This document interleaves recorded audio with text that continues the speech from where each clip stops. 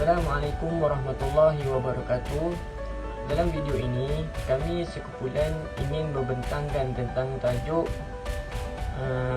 tentang laporan yang bertajuk pencemaran alam sekitar.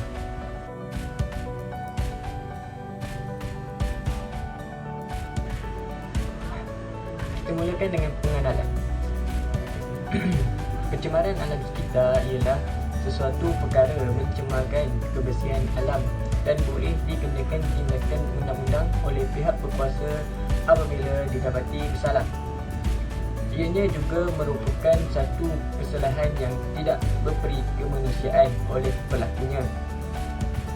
Dalam pada itu, pencemaran boleh berlaku kepada dua faktor, iaitu faktor yang pertama, faktor semula jadi, dan faktor manusia. Antara contoh pencemaran alam sekitar yang terkenal di Malaysia ini adalah pembuangan sisa toksik ke dalam sungai, pembuangan sampah merata-rata, dan pelepasan asap kilang tanpa kawalan. Saya akan membentangkan faktor-faktor berlakunya pencemaran alam sekitar. Faktor yang pertama ialah faktor semula jadi. Faktor semula jadi yang pertama ialah gempa bumi. Ia berlaku disebabkan oleh suatu fenomena pergerakan permukaan bumi. Ia juga disebabkan oleh pergerakan yang mengejut di permukaan bumi yang berbatu. Ia juga berlaku apabila tenaga yang tersimpan dalam bumi, biasanya di dalam bentuk geseran batu, tiba-tiba terlepas. Gempa bumi memusnahkan bangunan-bangunan, rumah kediaman dan harta benda awam. Faktor semula jadi yang kedua ialah tsunami. Perkataan tsunami ialah berasal daripada Jepun yang bermaksud ombak laut di pelabuhan. Apabila berlaku perubahan dasar laut secara tiba-tiba atau dasar laut secara tiba-tiba terangkat selepas berlakunya sesuatu gempa bumi menyebabkan berlakunya tsunami besar. Ia juga mengakibatkan kemusnahan rumah, kediaman, kenderaan dan sebagainya, terutamanya penduduk setempat yang tinggal berhampiran dengan pantai atau laut. Saya serahkan kepada Amir Hazwani. Adalah faktor manusia. Faktor manusia yang kami pilih ialah pencemaran udara dan pencemaran air. Punca berlakunya pencemaran udara datangnya daripada aktiviti manusia seperti perkilangan dan pembalakan. Kesan pencemaran udara ini menyebabkan asap terperangkap di ruang udara yang mengakibatkan atmosfera bumi menjadi panas. Punca bagi pencemaran air pula ialah pembuangan sisa toksik, sampah sarap dan barang pepejal ke dalam sungai dan pantai. Kesan daripada aktiviti ini, kesucian air tercemar seperti bertukar warna dan berbau busuk. Akibatnya, hidupan laut atau air akan mati. Sekian dari saya, diteruskan pula oleh Alif untuk slide yang seterusnya.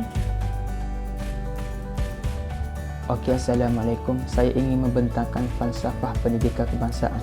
Falsafah pendidikan negara merupakan dasar pendidikan yang telah dilaksanakan di negara Malaysia. Falsafah ini telah digubal pada tahun 1988 oleh pakar-pakar pendidikan. Pendidikan di Malaysia adalah suatu usaha berterusan ke arah memperkembangkan lagi potensi individu secara menyeluruh supaya dapat mewujudkan insan atau manusia yang seimbang dan harmonis dari segi intelek, rohani, emosi dan jasmani. Sebagai contoh, membuang sisa-sisa toksik ke dalam sungai, pencemaran udara, pencemaran air dan sebagainya. Seterusnya, konsep sejahtera. Menurut Kamus Dewan, konsep sejahtera ialah aman dan makmur, senang dan tenteram, terpelihara daripada bencana iaitu kesusahan, gangguan dan sebagainya. Pada masa kini, sering kali kita dengar bahawa penjagaan kesihatan dikaitkan dengan keadaan fizikal seseorang, sama ada mereka bebas daripada sebarang penyakit atau sebaliknya. Hal ini telah menyebabkan faktor kesihatan masyarakat akan terancam. Contohnya pencemaran udara, pencemaran air dan sebagainya. Oleh itu, kesejahteraan merupakan keamanan dan kesihatan yang menyeluruh meliputi 5 aspek hidup iaitu sosial, emosi, intelektual, rohaniah dan fizikal. Sekian, terima kasih. Rukun negara pertama ialah kepercayaan kepada Tuhan. Kepercayaan kepada Tuhan merupakan salah satu dari 5 prinsip rukun negara. Kepercayaan kepada Tuhan juga bermaksud keyakinan adanya Tuhan sebagai pencipta alam dan mematuhi segala suruhan yang berlandaskan pegangan agama masing-masing selaras dengan prinsip rukun negara. Dari perspektif Islam, Al-Quran dijadikan sebagai rujukan, iaitu kemusnahan alam sebenarnya mampu dielakkan jika setiap individu tahu amanah dan tanggungjawab sebagai khalifah di muka bumi ini. Seterusnya dapat mengukuhkan keimanan dalam diri manusia itu agar tidak membuat perkara yang dilarang seperti pencemaran alam dan dapat menjadikan manusia yang makmur sejahtera. Rukun negara kedua ialah kesetiaan kepada raja dan negara. Malaysia telah mengamalkan sistem demokrasi berparlimen dan raja berperlembagaan dengan siri padu ke baginda yang di-Pertua Agong sebagai ketua negara, yang bertujuan untuk memupuk rasa kasih sayang dan cinta kepada negara, iaitu menghormati raja dengan tidak melakukan pencemaran alam sekitar oleh sekelompok individu atau masyarakat. Seterusnya, individu perlulah mempunyai sikap bertanggungjawab ke atas alam sekitar dengan tidak melakukan aktiviti-aktiviti yang tidak diingini yang dilarang oleh kerajaan atau sesebuah negara. Seterusnya, dapat menjaga alam sekitar daripada terus dirosakkan oleh tangan-tangan yang tidak bertanggungjawab. Rukun negara ketiga ialah keluhuran perlembagaan.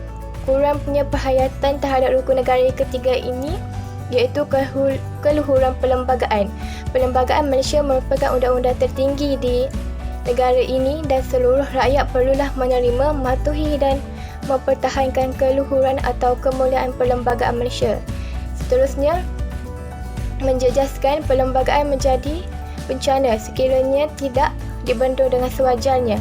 Prinsip rukun negara yang ketiga iaitu keluhuran perlembagaan amat penting untuk masyarakat Malaysia patuhi demi memelihara alam sekitar daripada tercemar.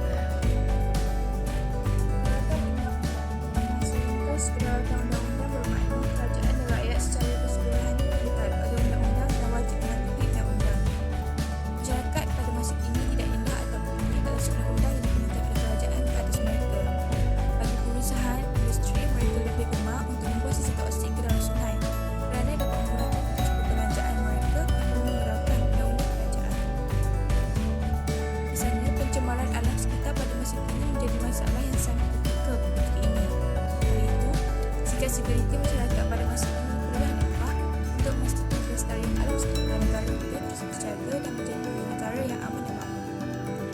Negara yang kelima itu kesusilaan dan kesusilaan. Kerana penghayatan terhadap negara yang berguna. Prinsip ini amat penting dalam konteks perhubungan yang harmoni antara satu sama lain dan dapat membentuk masyarakat yang berdisiplin serta bermoral tinggi dengan sifat bersopan santun dan bertata susila. Masyarakat akan terbiasa dengan sikap mementingkan diri dan tidak bertanggungjawab dan menjurus kepada perpecahan antara masyarakat itu sendiri. Hal ini menyebabkan mereka cenderung untuk bertindak sesuka hati tanpa memikirkan keburukan dan persekitaran. Sehubungan dengan itu, mereka yang tidak mempunyai kesedaran tentang tanggungjawab mereka untuk menjaga persekitaran alam ini akan mengedahkan sahaja pencemaran alam ini dan membiarkan ia terus berlaku. Baiklah, masalah pencemaran alam sekitar ini dapat diatasi dengan beberapa langkah. Langkah yang pertama adalah melalui pendidikan dengan mewajibkan mata pelajaran yang mampu meningkatkan moral belajar seperti pendidikan sivik dan kewarganegaraan serta pendidikan moral. Ia dapat mendedahkan pengetahuan tentang alam sekitar dengan lebih sistematik dan ia juga bertetapan dengan rukun negara yang kelima iaitu kesopanan dan kesusilaan yang menekankan perkembangan dan personaliti dan tingkah laku rakyat. Seterusnya, melalui penguatkuasaan undang-undang. Kerajaan juga perlu menguatkuasakan undang-undang berkaitan aspek penjagaan kebersihan persekitaran. Nama hanya segelintir kilang sahaja yang mematuhi piawaian kebersihan ini. Oleh itu, undang-undang harus diperketatkan lagi oleh pihak berkuasa supaya dapat mengurangkan aktiviti pencemaran alam sekitar.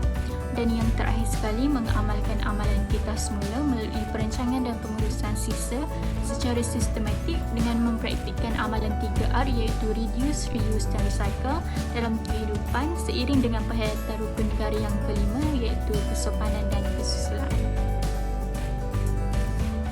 Penutup, pencemaran alam sekitar merupakan masalah yang sangat serius dan memerlukan kerjasama daripada semua pihak untuk menangani masalah ini supaya kita semua berada dalam keadaan yang baik. Pertama, masyarakat haruslah sentiasa bertanggungjawab dengan alam sekitar. Seterusnya, masyarakat diseru membuat laporan kepada pihak berkuasa sekiranya berlaku kes pencemaran alam sekitar. Oleh itu, pihak kerajaan dan badan-badan yang bukan kerajaan yang berkaitan haruslah memainkan peranan dalam memulihkan dan memelihara alam sekitar. Akhir sekali, sebagai golongan yang berkuasa, mereka pasti dapat menjaga dan mengawal alam sekitar daripada terus tercemar. Sekian, terima kasih.